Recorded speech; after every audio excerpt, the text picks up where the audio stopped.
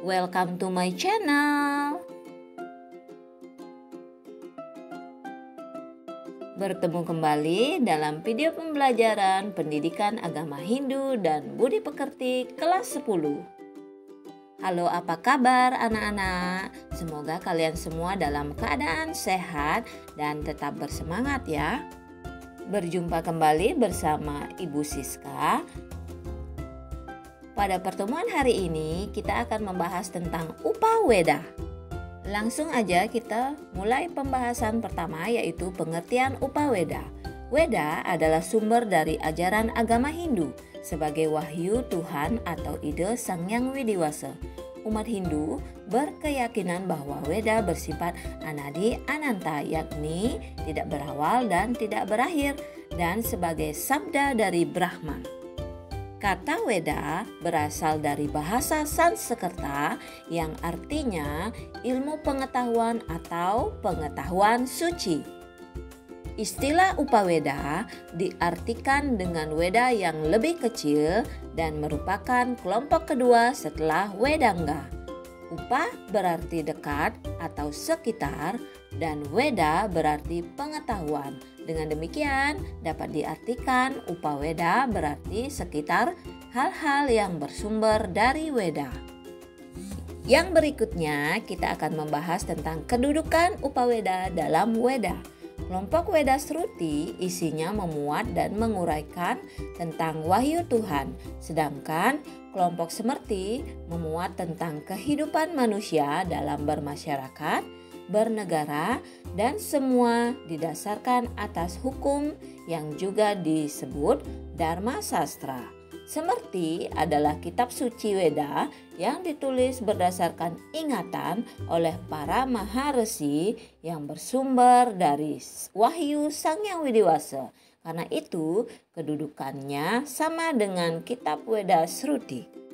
Kedudukan Upaweda dalam Weda dilihat dari materi isinya sudah jelas sesuai dengan arti dan tujuan serta apa yang menjadi bahan kajian dalam kitab Upaweda itu, maka Upaweda pada dasarnya dinyatakan mempunyai hubungan yang sangat erat dengan Weda. Selanjutnya mari kita bahas pembagian Upaweda. Upaweda terdiri atas yang pertama ada Itihasa, yang kedua ada Purana, kemudian yang ketiga ada Arta Sastra, yang keempat ada Ayurveda, kemudian yang kelima ada Gandharwa Weda. Mari kita simak penjelasan masing-masing bagian dari Upaweda. Yang pertama, kita mulai dengan Itihasa. Itihasa merupakan kelompok kitab epos wiracarita atau cerita tentang kepahlawanan. Kata Itihasa terdiri dari 3 kata, yaitu iti, ha, dan asa. Artinya sesungguhnya kejadian itu begitulah nyatanya. Nah, berikut bagian-bagiannya. Bagian-bagian Itihasa ada 2. Yang pertama yaitu kitab epos Ramayana dan kedua kitab epos Mahabharata. Yang pertama yaitu kitab epos Ramayana. Kitab Ramayana adalah hasil karya dari Maharsi Walmiki. Menurut hasil penelitian bahwa Ramayana tersusun atas 24.000 stansa yang dibagi atas 7 bagian atau disebut dengan Saptakanda, yang terdiri dari yang pertama ada Balakanda, yang kedua ada Ayodhya Kanda, kemudian ada Aranyaka Kanda, kemudian keempat ada Kiskindha Kanda, kelima ada Sundara Kanda, dan keenam ada Yuddha Kanda, serta yang terakhir yang ketujuh ada Uttara Kanda. Bagian Itihasa yang kedua yaitu kitab epos Mahabharata. Kitab Mahabharata ditulis oleh Maharsi Vyasa. Kitab ini terdiri atas Astadasa Parwa yang artinya 18 parwa, digubah dalam bentuk syair sebanyak 100.000 sloka. Bagian-bagiannya yaitu sebagai berikut. Yang pertama ada Adi Parwa, 2 Sabha Parwa, 3 Wana Parwa, 4 Wirata Parwa, 5 Udyoga Parwa, 6 Bhisma Parwa, 7 Drona Parwa, 8 Karna Parwa, 9 Salya Parwa, 10 Sauptika Parwa, 11 Tri Parwa, 12 Santi Parwa, 13 Anusasana Parwa, 14 Aswameda Parwa, 15 Asrama Wasana Parwa, 16 Mausala Parwa, 17 Prastanika Parwa, 18 yang terakhir Swarga Rohana Parwa. Mari kita lanjut bagian dari Upaweda yang kedua, yaitu Purana. Purana adalah kitab kedua dari Upaweda. Adapun isinya adalah menceritakan tentang kebiasaan yang berlaku pada zaman dahulu atau zaman kuno, baik itu kebiasaan atau tradisi lokal, kebiasaan atau tradisi keluarga, dan lainnya. Adapun pokok-pokok isi Purana, pada garis besarnya hampir semua Purana memuat cerita-cerita yang secara tradisional dapat dikelompokkan ke dalam 5 hal, yaitu yang pertama tentang kosmologi atau mengenai penciptaan alam semesta, kedua tentang hari kiamat atau pralaya, 3 tentang silsilah raja-raja atau dinasti raja-raja Hindu yang terkenal, keempat tentang masa Manu atau Manwantara, kelima tentang sejarah perkembangan dinasti Surya atau Surya Wangsa dan Chandra Wangsa. Nah, berikut ini adalah bagian-bagian dari kitab Purana. Menurut catatan yang ada dikumpulkan, yaitu terdiri atas 18 kitab Purana sebagai berikut. Yang pertama ada Brahmanda Purana, ada Brahma Waiwarta Purana, kemudian Markandeya Purana, keempat Bhawisya Purana, 5 Wamana Purana, kemudian keenam Brahma Purana, 7 Wisnu Purana, 8 Narada Purana, 9 Bhagavata Purana, 10 Garuda Purana, 11 Padma Purana, 12 ada Waraha Purana, 13 Matsya Purana, 14 ada Karma Purana, 15 Lingga Purana, 16 Siwa Purana, 17 Kanda Purana, dan yang terakhir 18 Agni Purana.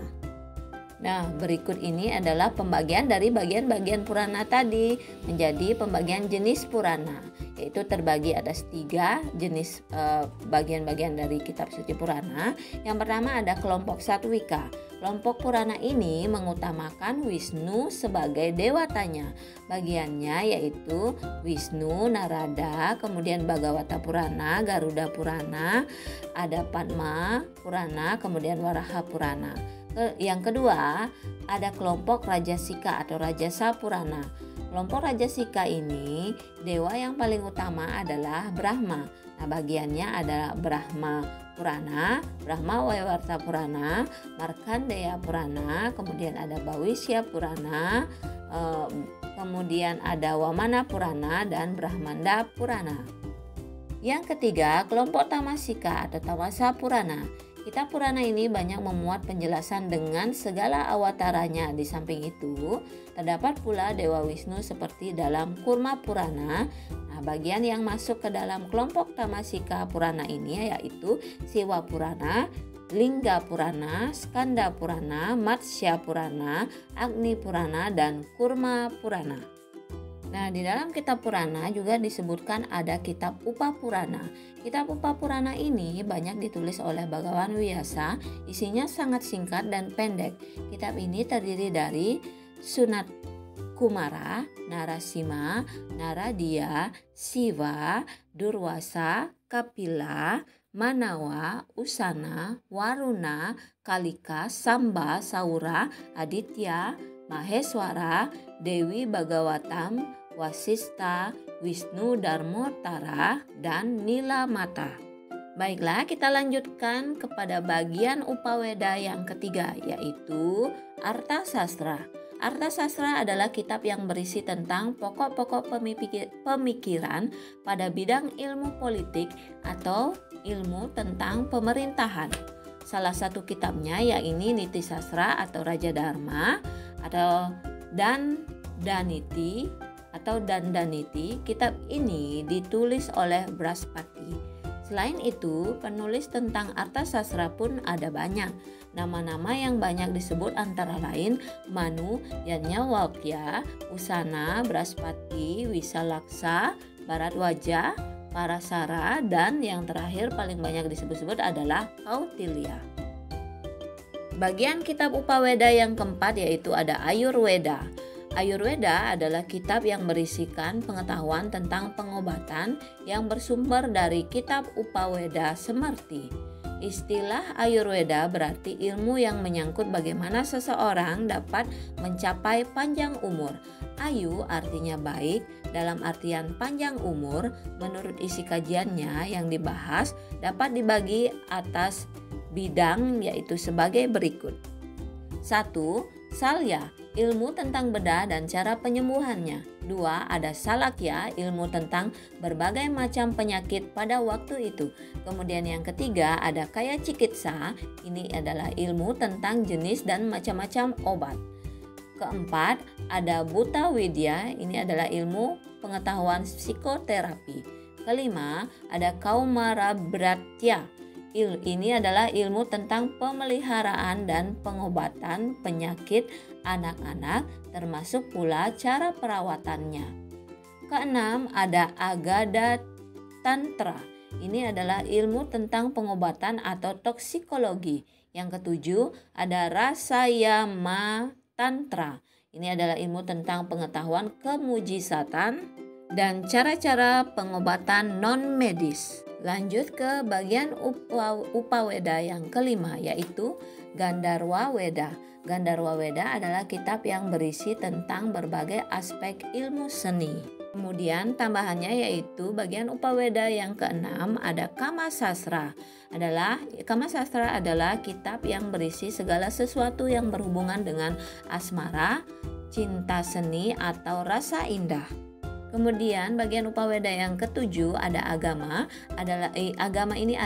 Kitab agama ini adalah kitab yang berisi tentang segala sesuatu yang berhubungan dengan ritual upacara keagamaan dan aturan atau tata cara dalam melaksanakan upacara keagamaan. Baiklah peserta didik semuanya, itu tadi penjelasan tentang Upaweda, pengertian serta bagian-bagiannya serta penjelasan dari bagian-bagiannya. Nah, untuk mengukur pemahaman kalian tentang materi Upaweda ini, Ibu akan memberikan latihan soal sebagai bahan evaluasi. Latihan soalnya terdiri dari 5 soal. Yang pertama, jelaskan pengertian Upaweda. 2. Jelaskan kedudukan Upaweda dalam Weda. 3. Sebutkan bagian-bagian Upaweda. 4. Jelaskan apa yang Anda ketahui tentang A. Itihasa, B. Purana, C. Artasastra.